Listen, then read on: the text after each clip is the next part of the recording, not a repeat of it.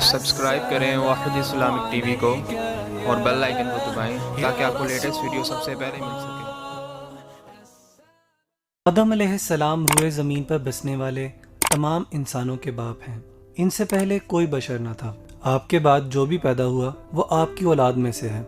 अल्लाह ताला ने हज़रत आदम अलैहिस्सलाम को ये शर्फ बख्शा कि उन्हें अपने मुबारक हाथों से इंसानी सूरत में पैदा फरमाया। उन्हें तमाम दुनिया के कोने कोने से जमा की गई खाक से पैदा किया गया। फिर इनमें अपनी रूह फूकी। जब रूह इनके सर की तरफ से दाखिल की गई तो इनको छींक आई। उन्होंने अल्हम्दुलिल्लाह कहा। चूंकि आदम अलैहिस्सलाम को तमाम जमीन से जमा की गई मिट्टी से पैदा किया गया था जो मुख्तलिफ रंगों की थी, वो कहीं सफेद, कहीं काली, कहीं सुर्ख, कहीं दरमियाने रंग की है, कहीं नरम है, कहीं सख्त है, तो इनकी औलाद भी मिट्टी की खासियत के मुताबिक पैदा हुई। इनमें सफेद भी हैं, सुर्ख भी, काले भी, नेक और बद भी, नरम खो और सख्त तबीयत वाले भी। जिस रोज आदम अलैहिस्सलाम पैदा हुए वो जुमा का दिन था। इसी रोज उन्हें जन्नत में दाखिल किया गया। जुमा ही के दिन उन्हें इससे निकाला भी गया और इसी दिन क़यामत कायम होगी। जब आदम अलैहिस्सलाम पैदा हुए तो इनका कद 60 हाथ लंबा था। अल्लाह ताला ने इनको हुक्म दिया कि वो फरिश्तों की जमात को सलाम कहें और सुने कि वो क्या जवाब देते हैं। आपका और आपकी औलाद का यही सलाम का तरीका होगा। आदम अलैहिस्सलाम ने फरिश्तों से कहा, अस्सलामु अलैकुम, यानी तुम्हारे ऊपर सलामती हो। फरिश्तों ने जवाब में कहा, वालेकुम अस्सलाम व रहमतुल्लाह, यानी तुम्हारे ऊपर अल्लाह की रहमतों का इजाफा कर दिया। जब इस्लाम आया तो मुसलमानों को यही हुक्म दिया गया कि जब एक दूसरे से मिलें तो अस्सलामु अलैकुम कहें। इसी तरह हम अपने मिलने वालों को अमन और सलामती का पैगाम देते हैं। आदम अलैहिस्सलाम को पैदा करने के बाद अल्लाह ताला ने फरिश्तों को हुक्म दिया कि वो आदम को सजदा करें। उन्होंने अल्लाह के हुक्म की तामील की। इब्लीस ने आपको सजदा करने से इनकार कर दिया। अल्लाह ताला ने हजरत आदम अलैहिस्सलाम को तमाम जरूरी चीजों के नाम सिखा दिए जिनसे लोग उन चीजों को पहचानते हैं। इनको हर जानवर, हर परिंदे, हैवान, इंसान, समंदर, पहाड़, ऊंट, शेर, गोया, सब छोटी बड़ी अशिया और इनके अफालो हरकात के नाम सिखा दिए। अब अल्लाह ताला ने फरिश्तों से कहा कि तुम भी इन चीजों के नाम बताओ। तो वो कहने लगे, अल्लाह तेरी जात पाक है, जितना इल्म तूने हमें बख्शा है इसके सिवा हमें कुछ भी मालूम नहीं। बिलाशुबा तू दाना और हिकमत वाला है। फिर अल्लाह ताला ने आदम अलैहिस्सलाम को हुक्म दिया कि तुम फरिश्तों के इन चीजों के नाम बताओ। जब उन्होंने नाम बता दिए तो अल्लाह ताला ने फरिश्तों से कहा, क्या मैंने तुमसे नहीं कहा था कि मैं आसमानों और जमीन की तमाम पोशीदा बातें जानता हूँ। इब्लीस यानी शैतान फरिश्तों की जमात से ताल्लुक नहीं रखता था, बल्कि वो एक जिन था। फरिश्तों को अल्लाह ताला ने नूर से पैदा किया है और जिन्नों को शोला मारती हुई आग से पैदा किया है। फरिश्तों की ये सिफ्त है कि वो अल्लाह ताला की नाफरमानी नहीं करते, बल्कि जिस काम का उन्हें हुक्म दिया जाए वो फौरन बजा लाते हैं। फरिश्तों के बरक्स जिन्नों में से बाज अल्लाह ताला के अहकाम को मानते हैं और बाज नाफरमानी भी करते हैं।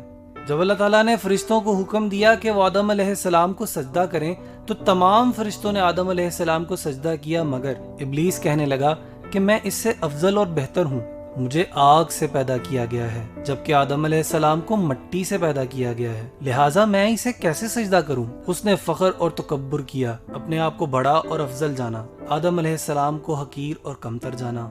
उसका उज़र बड़ा ही बेकार और गलत था।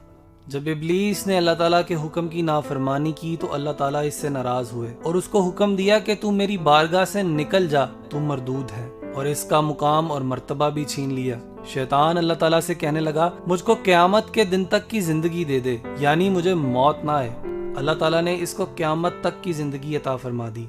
जब उसे इस बात का यकीन हो गया वो क़यामत तक जिंदा रहेगा तो उसने अल्लाह ताला से कहा, मैं बनी आदम का दुश्मन रहूंगा, उन्हें गुमराह करता रहूंगा, उन्हें वसवसे डालकर राह रास्त से भटकाता रहूंगा, उन्हें शिर्क करने की दावत दूंगा, उन्हें गुनाह पर उकसाऊंगा, उनके आगे पीछे दाएं बाएं गर्ज हर तरफ से आऊंगा, उन्हें गुमराह कर दूंगा। अब हर वो शख्स जो शैतान की बात माने बदनसीब है और जो शख्स इसकी मुखालफत करे और इसकी बात ना माने वो खुश नसीब है। शैतान को जन्नत से निकालकर आदम अलैहिस्सलाम को वहाँ आबाद किया गया। आप जन्नत में अकेले थे, आपका कोई साथी न था जिससे इन्हें तस्कीन होती। अल्लाह ताला ने आदम अलैहिस्सलाम की पसली से हव्वा अलैहिस्सलाम की नाम की औरत को पैदा फरमाया।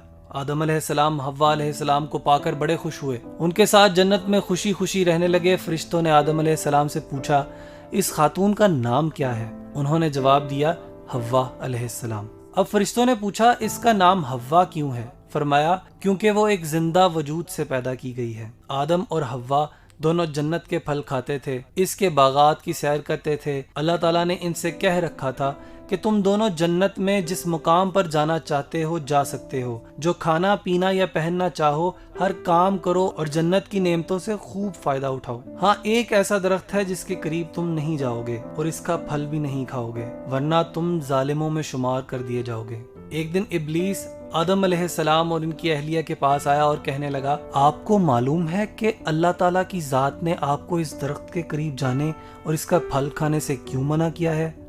وہ بولے، ہمیں تو معلوم نہیں۔ اس نے کہا، یہ ایسا درخت ہے جو کوئی اس کا پھل کھائے گا وہ ہمیشہ زندگی پائے گا، اس کو موت نہیں آئے گی اور وہ ایسی بادشاہت کا مالک ہوگا جو کبھی زائل نہ ہوگی۔ اس نے قسمیں کھا کھا کر اپنی بات کا یقین دلا دیا۔ آدم اور حوا نے ابلیس کی بات مان لی اور اس درخت کا پھل کھا لیا۔ جیسے ہی انہوں نے پھل کھایا، ان کے جسم سے جنت کے کپڑے اتار لیے گئے، وہ دونوں بے لباس ہو گئے۔ اب وہ جنت کے درختوں کے پتے توڑ توڑ کر اپنا جسم چھپانے لگے۔ انہیں احساس ہوا کہ انہوں نے اللہ کے حکم کی عدولی کر کے سخت گناہ کیا ہے۔ وہ اپنے اس فعل پر بڑے نادم اور شرمندہ ہوئے، مگر بھول ہو چکی تھی۔ حضرت آدم علیہ السلام اور حوا نے اللہ تعالیٰ سے اپنی غلطی اور کوتاہی کی معافی مانگی اور خوب توبہ کی۔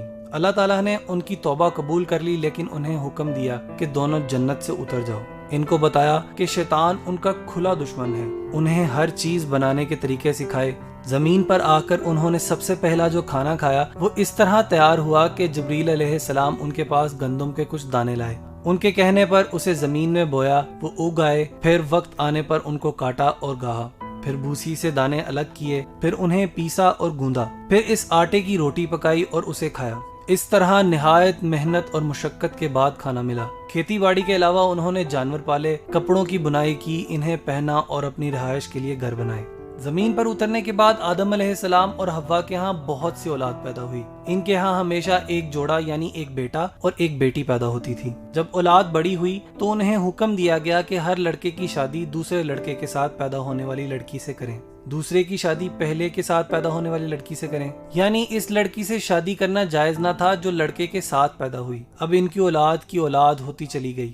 اس طرح آدم علیہ السلام کی اولاد در اولاد دنیا میں بستی چلی گئی۔ آدم علیہ السلام کی اولاد میں سے بعض لوگ بڑے نیکوکار تھے اور ان میں سے بعض بڑے شریر اور گناہ گار بھی تھے جو اللہ تعالیٰ کے احکامات کو نہیں مانتے تھے۔ ان میں سے ایک قابیل بھی تھا جس نے اپنے بھائی حابیل کو قتل کر دیا تھا۔ جب آدم علیہ السلام پیدا ہوئے تو ان کا قد 60 ہاتھ لمبا تھا، یہ کم و بیش 40 میٹر لمبائی بنتی ہے۔ گویا آدم علیہ السلام بڑے لمبے قد کے تھے، مگر وقت کے ساتھ ساتھ ان کی اولاد کے قد کم ہوتے چلے گئے۔